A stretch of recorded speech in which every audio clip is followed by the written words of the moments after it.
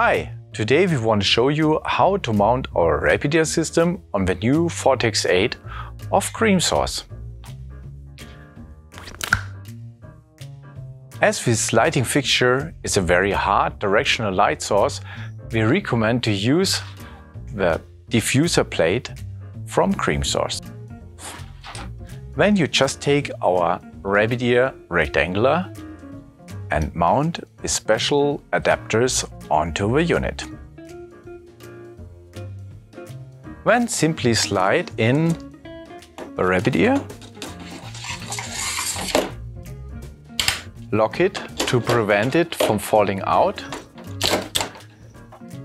and now it's your choice which kind of SNAPBAG you want to use on your RABBIT-EARS system.